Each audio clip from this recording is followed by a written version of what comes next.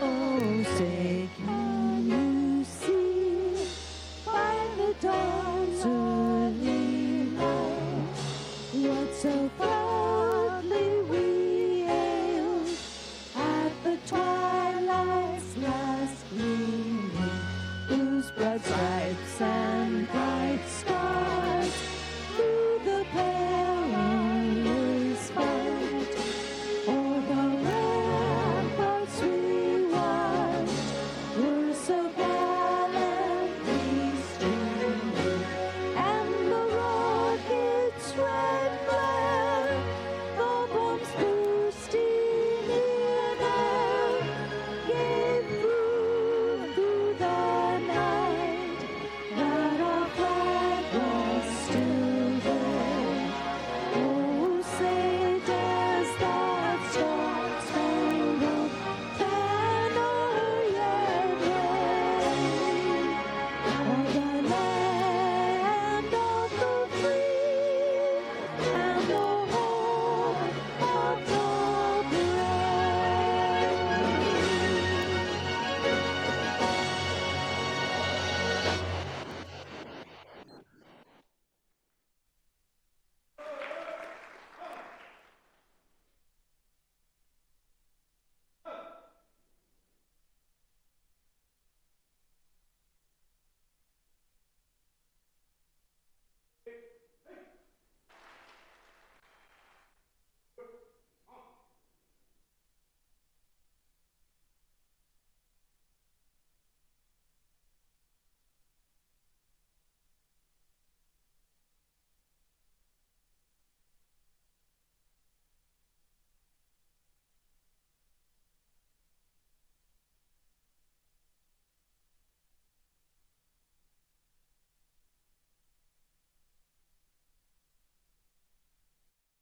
You may take your seats.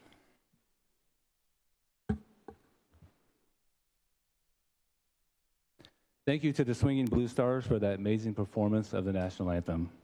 Let's give them a round of applause. Thank you. And thank you to the Contra Costa County Sheriff's Department for the presentation of colors. That was Deputy Dockenbaugh, USMC, Deputy Tizzoni, USMC, Deputy Williams, and Deputy Bond. Thank you, guys.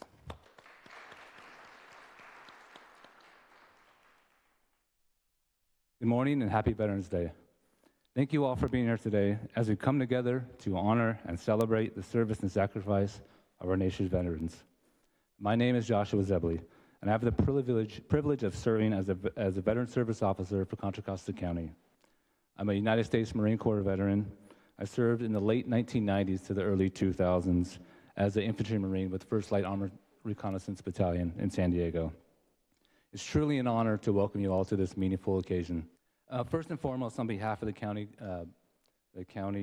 Costa County Board of Supervisors, the County Administrator's Office, I want to extend a heartfelt thanks to all veterans, their families, and the community members who have joined us today. As someone who has the honor of serving veterans every day, I'm continually inspired by your stories. Didn't make it that long this year. Your strength and your continued contributions to our communities. Your presence here today is not only appreciated, it's deeply meaningful. Quick show of hands in here. Who had a parent, a grandparent, great-grandparent, or any other family member that served during World War II? That's crazy. It really is. I mean, thank you all. At this time, I would like to ask all veterans in attendance to please stand so we may recognize you. Honor your service and express our sincere gratitude for all of you have given.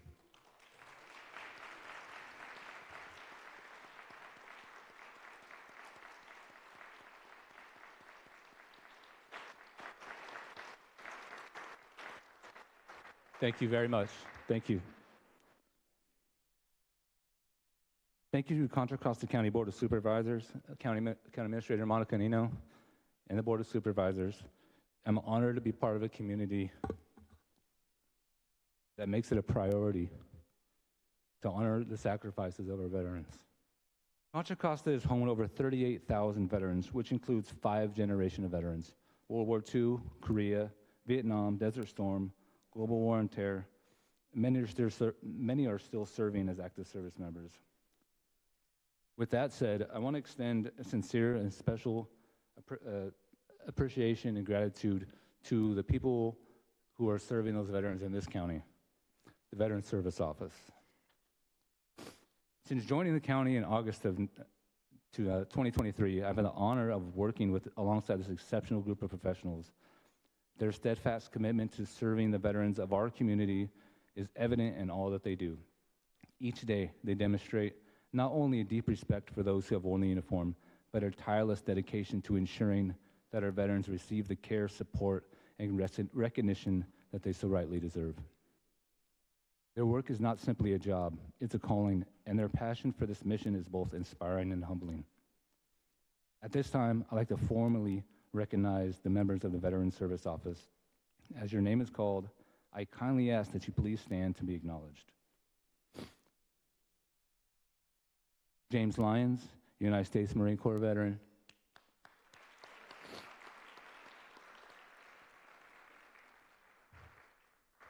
Ryan Labar, retired Sergeant, United States Army.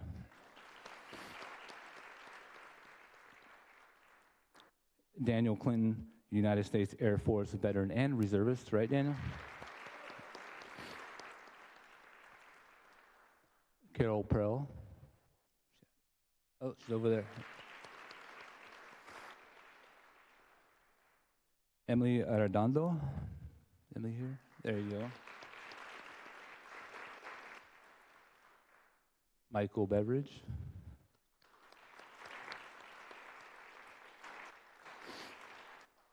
I would also like to extend a special note of appreciation to the leadership within the Veteran Service Office.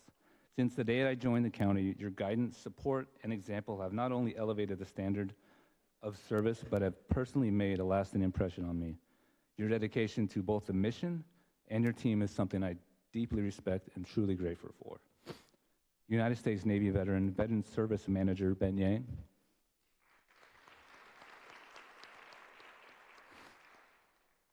Retired Senior Master Sergeant, United States Air Force, Veteran Service Manager Bill Reed.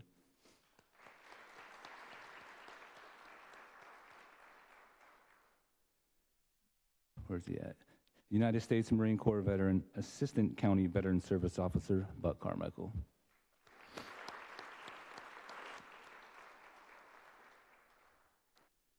To each of you, thank you for your service, both past and present. Your continued dedication to our veterans is a profound testament to the values of honor, duty, and compassion. It is a privilege to work alongside of you. One more round of applause for everybody who helped out today.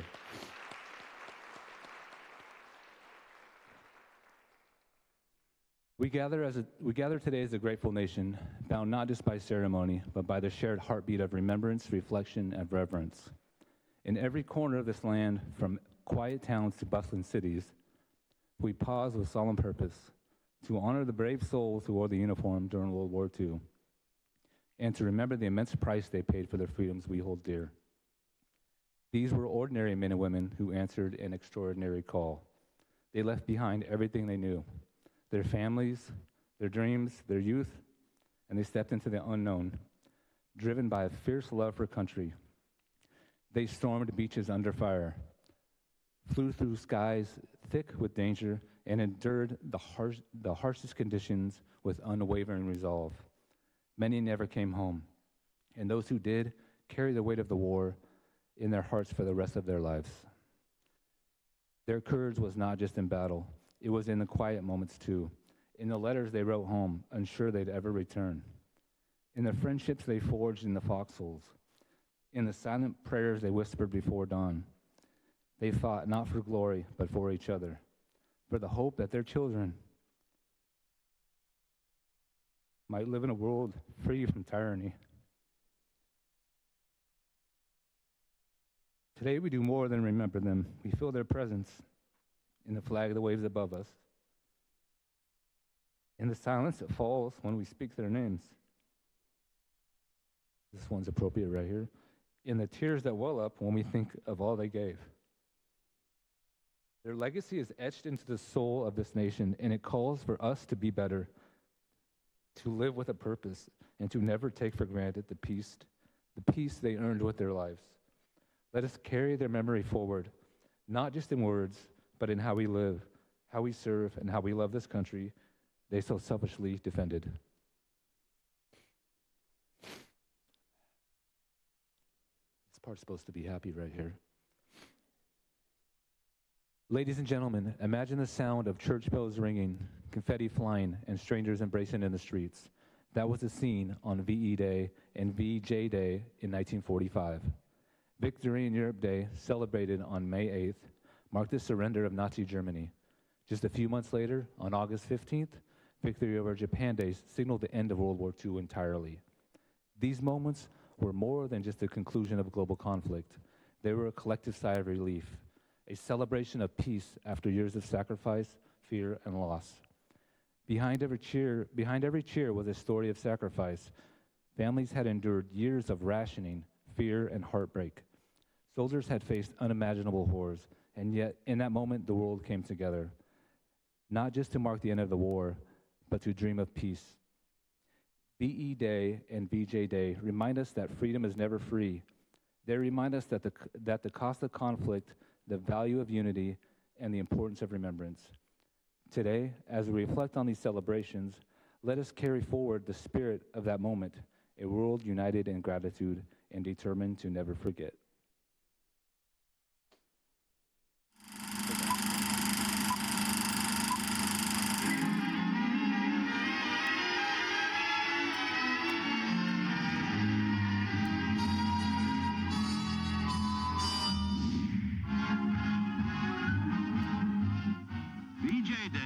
The redeployment of thousands of troops from Europe to the South Pacific. And the greatest American army in history begins a slow process of demobilization. Ships laden with veterans who smashed the German armies in the West pour into East Coast ports.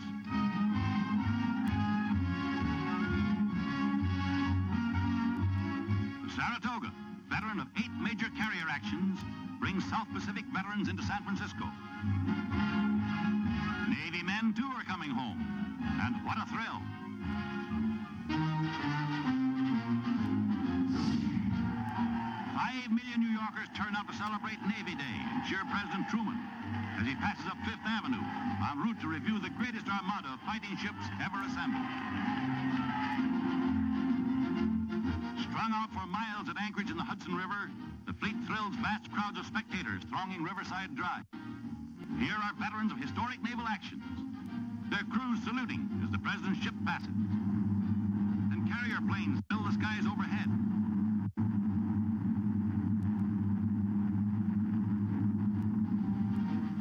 21 guns from every ship in the fleet is the presidential salute. And there's the great battleship Missouri firing.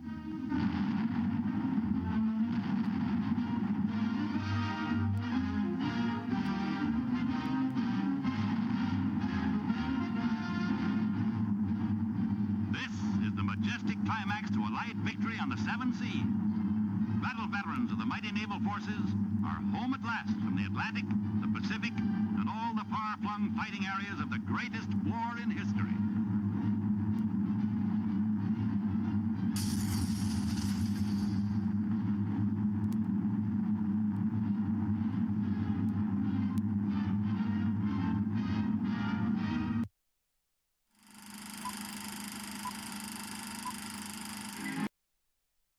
I'd like to welcome back the Swingin Blue Stars.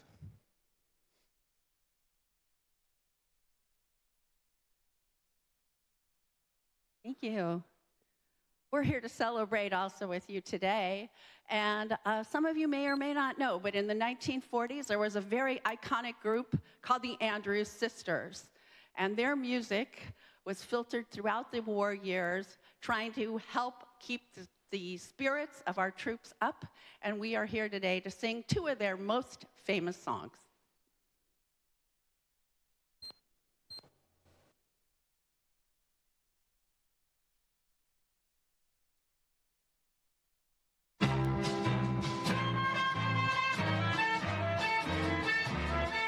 I wrote my mother. I wrote my father. And now I'm writing you too.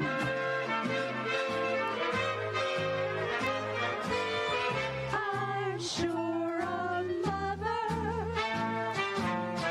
I'm sure of father. And now I wanna be sure, very, very sure of you. Don't sit under the apple tree with anyone else but me. Anyone else but me. Anyone else but me. No, no, no. Don't sit under the apple tree with anyone else but me till I come marching home. Don't go walking down Lover's Lane with anyone else but me. Anyone else but me. Anyone else but me. No, no, no. Don't go walking down Lover's Lane with anyone else but me till I come marching home. I just got word from the girl who heard from the girl next door to me. The boy she met just loves to pet and gets you to a T. So don't sit under the apple tree with anyone else but me till I come marching home.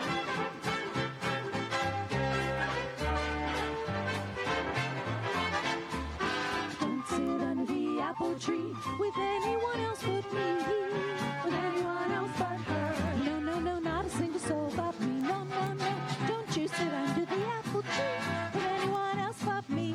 Not till you see me, not until you see me marching home. Home, home, home, sweet home. Don't go walking down Lover's Lane with anyone else but me, with anyone else but her. No, no, no, not a single soul but me. No, no, no, don't you go walking down Lover's Lane with anyone else but me. Not till you see me, not until you see me marching home. Home, home, home, sweet home. Just wait till I come marching home.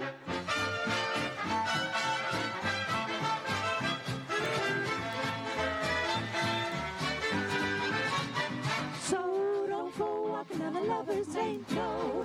Walking down the Lover's Lane till you see me. When you see me marching home, then we'll go arm in arm and sit down under the apple tree. Baby, just you and me. When I come marching home.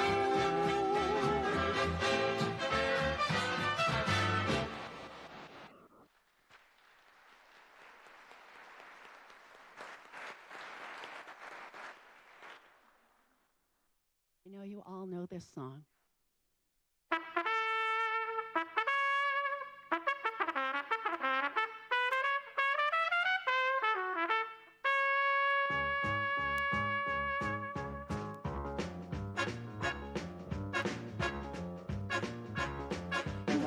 this trumpet man from out Chicago way. He had a boogie style that no one else could play. He was a diamond at his craft, but then his number came up and he was gone with the draft. He's in the army now, of Lower Reveille.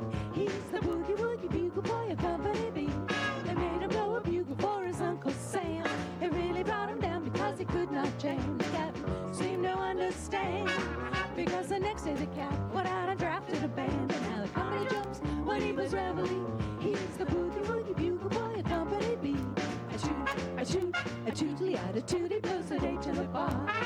In boogie rhythm, can't blow a note unless the bass and guitar are playing with us. He makes the company jump when he was reveille. He's the boogie woogie bugle boy of Company B. He was the boogie woogie bugle boy of Company B. And when he plays boogie woogie bugle, he was busy as a business bee. And when he plays, he makes the company jump A to the bar. He's the boogie woogie bugle boy of Company B. Doodly-yada, toot-toot, he blows it A to the bar. He can't blow a note if the bass and guitar isn't roll with him. And the company jumps when he was reveille. He's the boogie woogie bugle boy of Company B.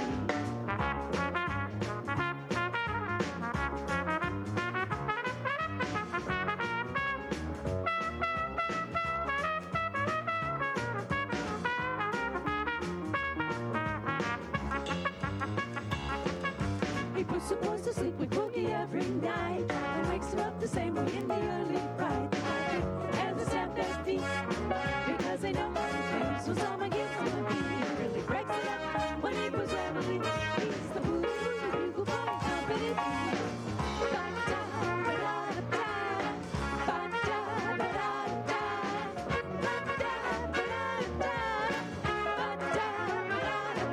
And the company jumps when he was reveille. He's the boogie woogie bugle boy of Company B.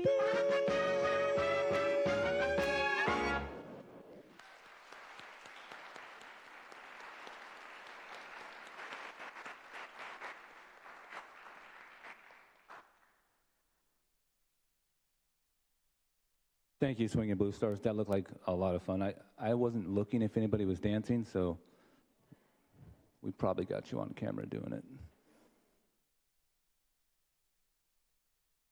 As the world celebrated the end of World War II with joy and relief, it's important to remember that not all battles were fought overseas. For many Americans, the fight for freedom was also happening at home.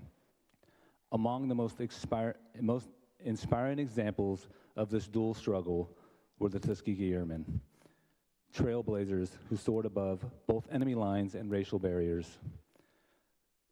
During World War II, while the world was fighting against tyranny abroad, African Americans were also fighting a battle at home against racism and segregation. Out of this struggle emerged a group of heroes who would change history, the Tuskegee Airmen. They were the first black military pilots in the U.S. Army Air Corps trained at the Tuskegee Institute in Alabama. At a time where many believed African Americans lacked the intelligence and discipline to fly, these men proved them wrong with excellence, courage, and skill. Flying over 15,000 missions in Europe and North Africa, the Tuskegee Airmen earned a reputation for protecting American bombers with unmatched precision. Their aircraft, often marked with distinctive red tails, became a symbol of reliability and bravery. They shattered stereotypes not just in the air, but on the ground, paving the way for the desegregation of the U.S. military in 1948. But their legacy goes beyond combat. The Tuskegee Airmen inspired generations to rise above discrimination and to pursue greatness. They showed that patriotism isn't defined by skin color, but by service, sacrifice, and the will to fight for freedom, even when that freedom wasn't fully granted at home. Today, we honor the Tuskegee Airmen not just as war heroes, but as trailblazers who helped reshape American history. 1944, World War II. U.S. forces conquer Italy. Now it's a base for bombing attacks into Germany. Speeding north along the Italian coast is a P-47 Thunderbolt fighter. It's piloted by Lieutenant Colonel Benjamin O. Davis, Jr.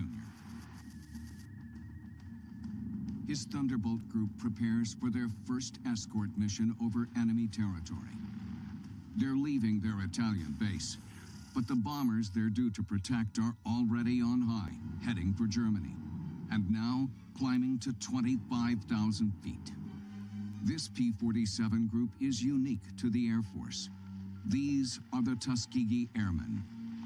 They're fighting not just for global freedom, but also for equal rights back home. They hope being seen as equals in the military will help towards that goal. The Tuskegee Airmen know the truth. They are as good as any U.S. airman. Davis and his P-47s head for a rendezvous point over the German-Italian border. If they don't make it, then 500 U.S. bombers will be sitting ducks for the enemy. The lives of 5,000 bomber crewmen now depend on Davis and his fighter pilots. Because the Tuskegee Airmen were considered second-class pilots, the military gave them second-hand aircraft, passed down from white units. Davis's P-47 fighter group must climb high over the Italian Alps to meet the bombers. They push engines to the limit. But 4 of the fighters can't take the punishment. They drop out. Just 34 aircraft are left. Even worse, the bomber stream spreads out for miles across the sky. The Tuskegee Airmen scan the skies for trouble and find it. German fighters swoop in for the kill. As commander of the 332nd Fighter Group, Davis gives a rough, tough order to his P-47 pilots. Go get him.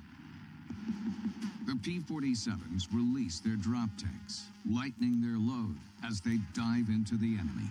With a Messerschmitt in his sights, one P-47 pilot lets loose with every gun he has. It's a kill. But the P-47 finds another German on his tail. The Tuskegee pilot soars high and drops down towards his attacker. The Messerschmitt banks and dives.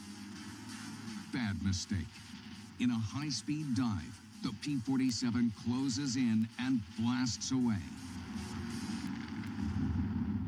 It's another kill for the P-47. The Thunderbolts hold off wave after wave of enemy fighters and down another 3 Luftwaffe planes. Only 2 of the 504-strong bomber force are shot down. The rest survive to fight another day, thanks to the Tuskegee Airmen. Davis leads the triumphant pilots back to base.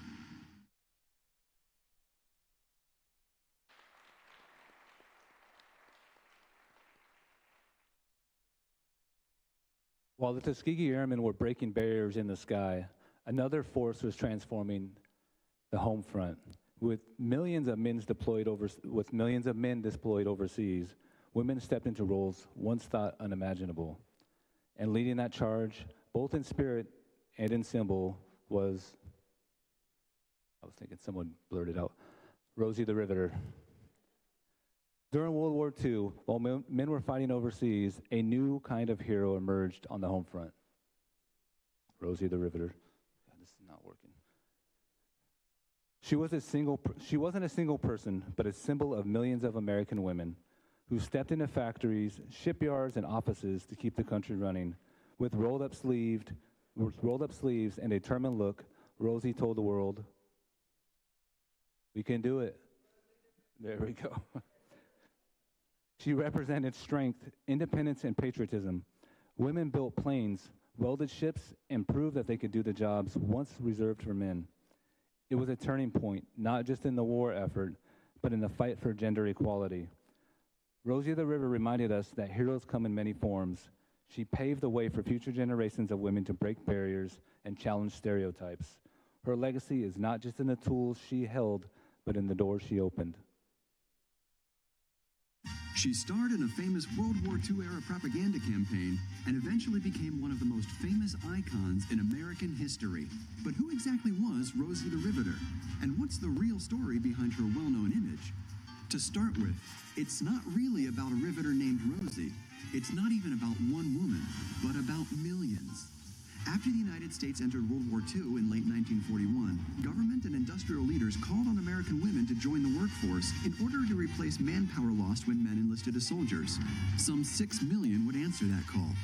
Between 1940 and 1945, the female demographic of the national workforce increased from 27% to nearly 37%. Half of these working women took on tough jobs in defense industries. Rosie was first introduced to the public in a popular song called Rosie the Riveter, released in early 1943. The song was made famous by swing band leader James Kern K. Kaiser. Norman Rockwell had undoubtedly heard the song when he painted a female riveter on her lunch break for the Memorial Day issue of the Saturday Evening Post that year. Posed like the prophet Isaiah in Michelangelo's famous fresco on the Sistine Chapel ceiling, she rests her foot on a battered copy of Hitler's Mein Kampf. Her riveting gun rests on her lap, while her lunchbox clearly reads Rosie. Rockwell's model was a dental hygienist named Mary Keith, but was there a real Rosie the Riveter? After Rockwell's cover appeared on newsstands, the press lost no time in casting real-life Rosies. One of the most well-known was Rose Will Monroe, who worked as a riveter of B-24 and B-49 bomber airplanes at the Willow Run Aircraft Factory in Ypsilanti, Michigan. Monroe appeared in a promotional video for war bonds after a chance run-in with a Hollywood actor filming at the factory. But Rosie the Riveter was bigger than just one woman. She was a symbol of the wartime work and sacrifice of millions. Though Rockwell's painting was the original depiction of Rosie, she is most widely identified with a different image. In 1942, the year before the Rosie song was released, the Westinghouse Power Company commissioned J. Howard Miller to create a promotional poster that would boost morale among its employees. The now famous poster featured a bandana-clad woman flexing her arm muscles under the slogan, "We can do it." Due to copyright restrictions on Rockwell's work, Miller's "We Can Do It" poster was adopted by the feminist movement of the 1980s as a modern symbol of female empowerment. It is now the image most commonly associated with Rosie. From wartime propaganda to feminist symbol, Rosie has remained a riveting icon in American history.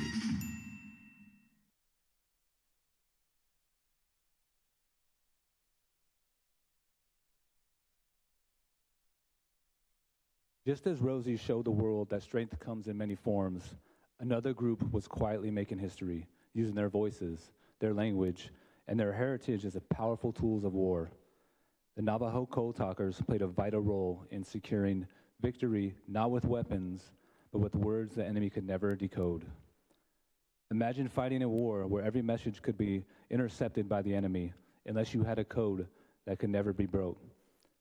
That's exactly what the Navajo Code Talkers provided during World War II. The Navajo language was complex, unwritten, and known to very few outside of the tribe. The Code Talkers developed a system that allowed them to transmit battlefield messages quickly and accurately, messages that were never deciphered by the enemy. Their work was top secret, and for decades, their contributions went unrecognized. But today, we honor them not just for their bravery, but for their brilliance. They turn their heritage into a weapon of defense, proving that diversity is strength. The Navajo Code Talkers remind us that sometimes the most powerful tools in war are not weapons, but words. Their legacy is a testament to the power of language, identity, and service.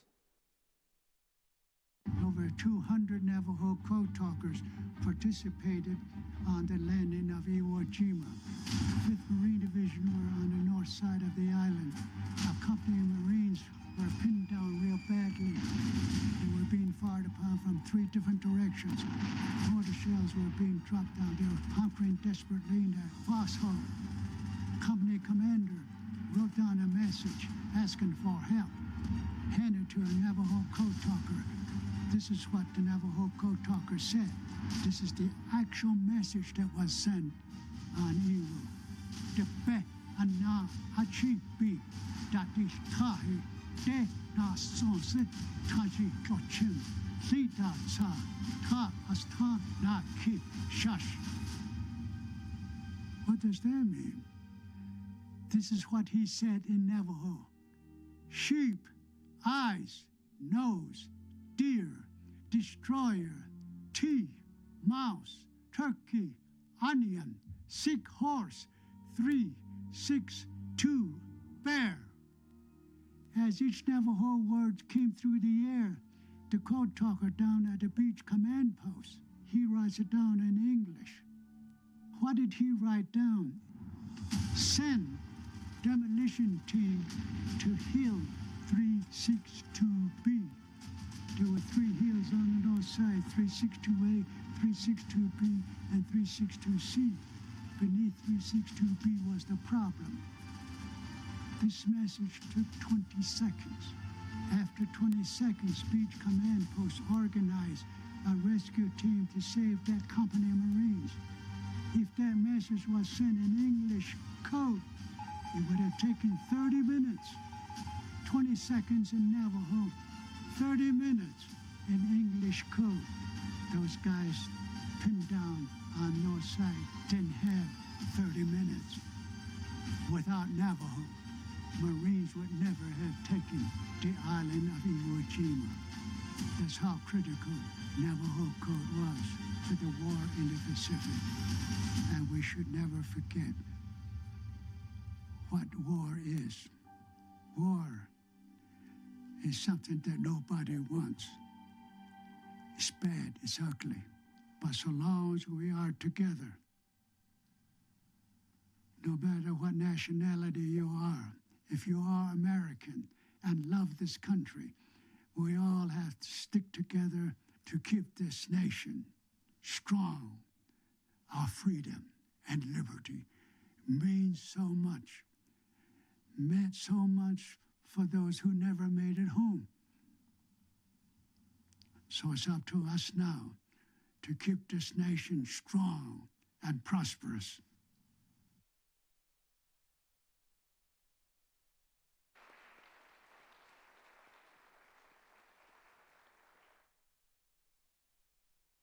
Thank you. You know, about 6-8 months ago, we were trying to think of what we were going to do for today's event. And we knew that this was the 80th anniversary of the end of World War II. But we also know that most of us in here know World War II was fought mainly Japan and Germany, so in the South Pacific and in Europe. But I don't know if everybody knew as much as we should know about these 3 groups we talked about today, the Ski Airmen, and the Code Talkers. And really the Riveters represents anyone, in my opinion, anyone that was here and contributed to the war effort while at that time young men were over there in Europe and the Pacific fighting. And we, you know, I think it was Adolf Hitler said that they will beat us because our women are working in the factory. Well, look what happened.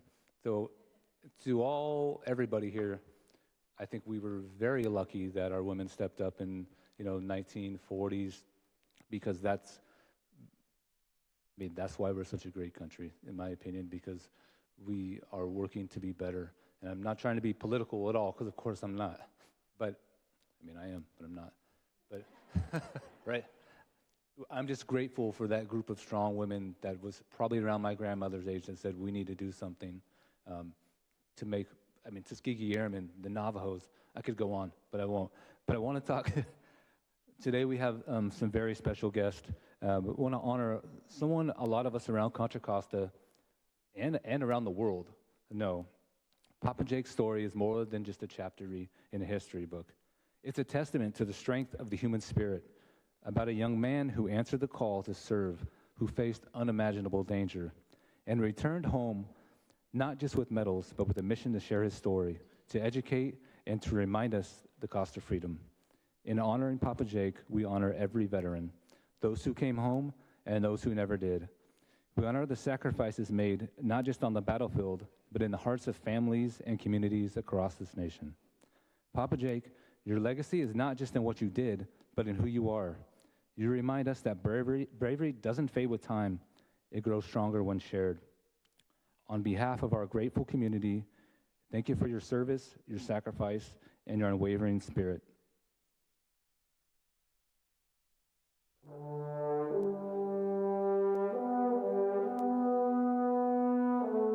I joined in 1938. I was 15 years old, and we trained to be soldiers, and we became soldiers. On June 6, 1944, the world watched as heroes stormed the beaches of Normandy. Among them was 21-year-old Private Jake Larson. I'm not a hero. I walked in the company of heroes, and I was lucky to come out alive. He survived the war. He came home. He built a life. And then 80 years later, he became something no one expected. A viral sensation on TikTok. Hey, TikTok fans. Today is Jake Larson Day in North Ireland. 2 years ago exactly, I went back to North Ireland in 1942, right after Pearl Harbor. We were shipped over there 80 years ago. Papa Jake Larson recently won an Emmy. But more than awards, Papa Jake shared his story so we would never forget. Papa Jake, are you ready? Papa Jake, everyone! I am the luckiest man in the world.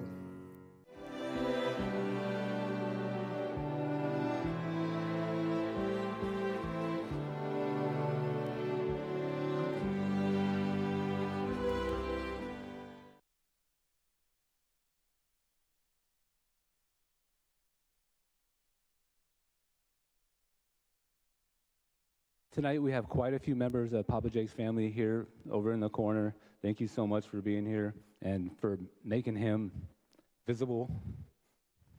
I don't even have TikTok. That's pretty cool. At this time, I want to welcome Supervisor Shannel Scales Preston to say a few words about Papa Jake.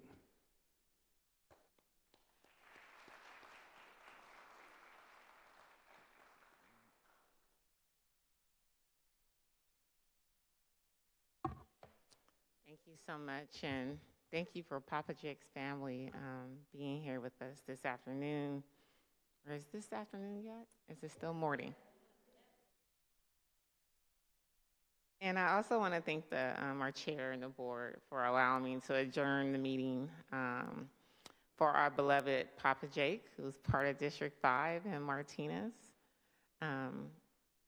It's a real treasure to be able to think about our network of military that we had here in Contra Costa County. So from Pittsburgh, from Camp Stoneman, from Concord, Port Chicago, and the Concord Naval Weapons Station, and then over to Richmond with our Rosie the Riveter Kaiser shipyards. And if we continue on from across the waters to Mare Island, Vallejo, and San Francisco, over to Oakland. A lot of our families came here because of the military. I know my family came from the South because of the military to have a change of life. My husband's grandmother was a Rosie over at the Kaiser shipyard as well. And so that history continues to live on in our communities, and I really appreciate our historical societies as well, just keeping that history alive here in Contra Costa County.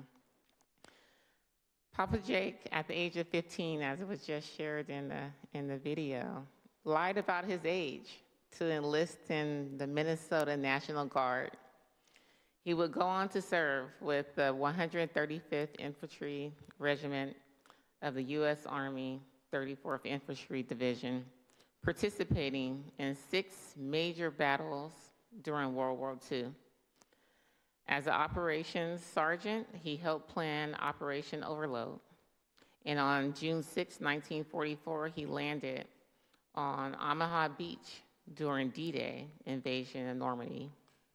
He later fought in the Battle of the Belgium and was awarded Bronze Star Medal in France, the Legion of Honor, with his valor and service. Papa Jake often called himself the luckiest man in the world. But those who knew his story understood that his life was not defined by luck, but just extraordinary and extraordinary bravery, an enduring sense of purpose. Papa Jake made it to Contra Costa County and made Contra Costa his home for the last 67 years, settling in Martinez, where he became a beloved figure in the community. The city of Martinez honored him earlier this year with a proclamation and recognizing his service, bravery, and dedication. The city noted Papa Jake's story that inspired countless others and reflected the best of what it means to serve one country and community. He returned to France 4 times for D-Day's anniversary commemorations, appeared on stage twice with Zac Brown Band, and most recently at SoFi Stadium with a crowd of 60,000 people, featuring NBC's In the Company of Heroes, as well as the upcoming documentary, Why We Dream. Remarkably, his late 90s and early hundreds, Papa Jake became a social media sensation. Through his TikTok account, Story Time with Papa Jake, he shared firsthand reflections from the war and life lessons from a century of experience. I think he had more followers than us, Supervisor Joya, on his social media accounts. His message of resilience and gratitude resonates across generations, earning him over 1 million followers and more than 19 million views on a single video. I have to work on that. In June of 2025, just a month before his passing, he received the News and Documentary Emmy Award for an interview that brought his story global audience and attention.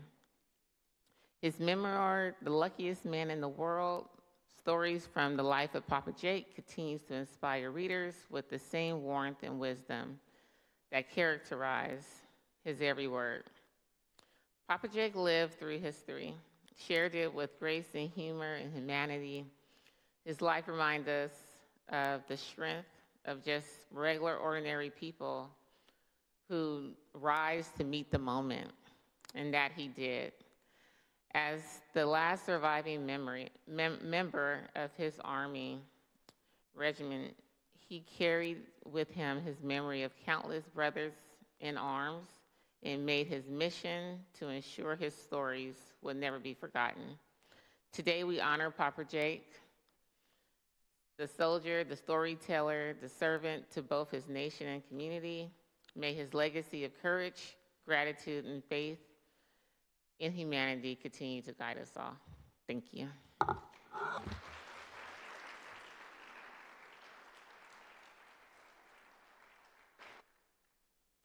And if we can have his family come up, we would like to provide you with a recognition for Papa Jake's memory.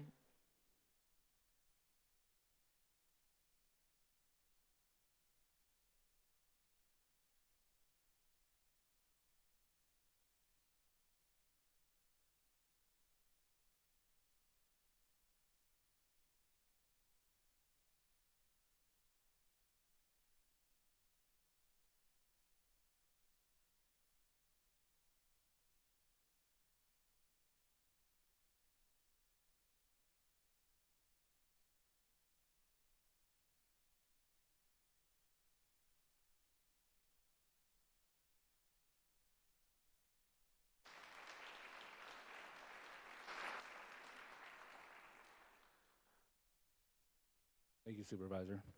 Thank you. I'd like to welcome back the Swingin Blue Stars.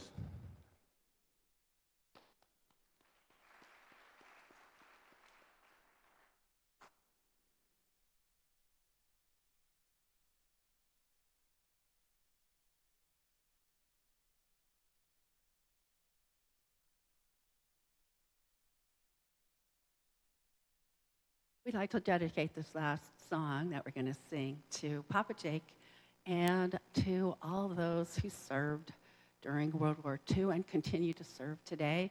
This particular song was very iconic also during World War II.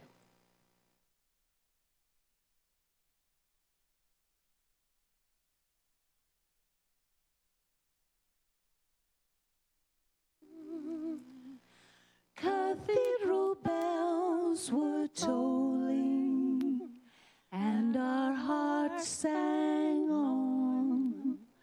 Was it the spell of Paris or the April dawn? Who knows if we shall meet again? But when the morning chimes ring sweet again,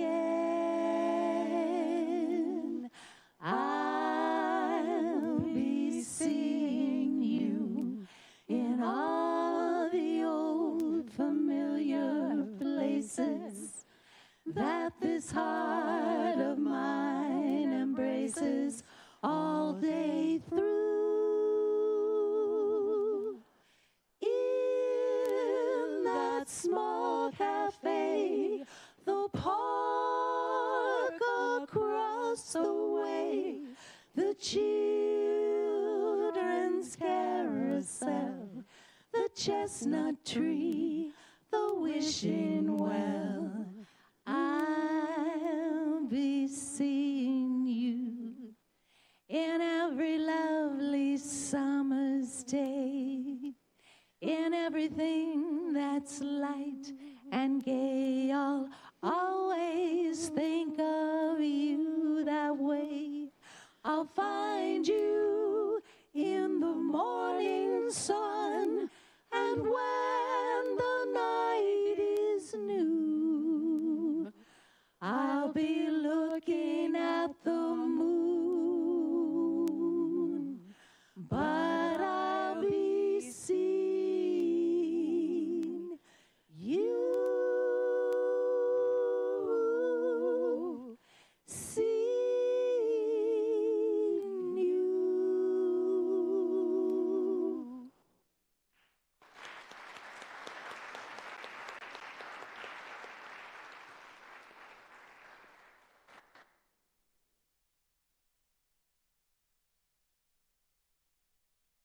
World War II was not just one on the home front. World War II was not just one on the front lines. It was one through the courage, innovation, and resilience of people from all walks of life. As the world erupted in celebration on VE Day and VJ Day in 1945, those joyous crowds were honoring more than just the end of a global conflict. They were celebrating the triumphs of unity, sacrifice, and determination. Behind those victories were heroes like Tuskegee Airmen, who shattered racial barriers and protected American bombers with unmatched skill.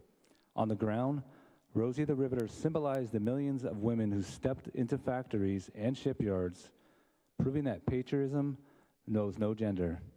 And in the Pacific, the Navajo Code Talkers used their language to create an unbreakable code, one that secured American communications and saved countless lives. These stories remind us that victory in World War II is not just about battles. It was about people. People who rose above prejudice, who broke barriers, and who proved that courage comes in many forms. Their legacy lives on, not just in history books, but in the freedoms we enjoy today. May we always remember, may we always honor, and may we always strive to be a nation worthy of their sacrifice. And before we close, let's not forget a very special milestone. I think some of you know what it is. This Monday marks the 250th birthday of the United States Marine Corps.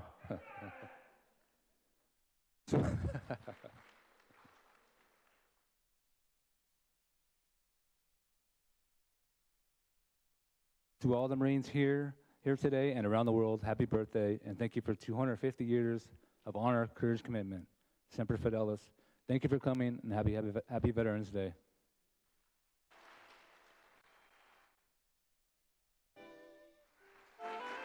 Don't forget the sandwiches in the back. Have a good day.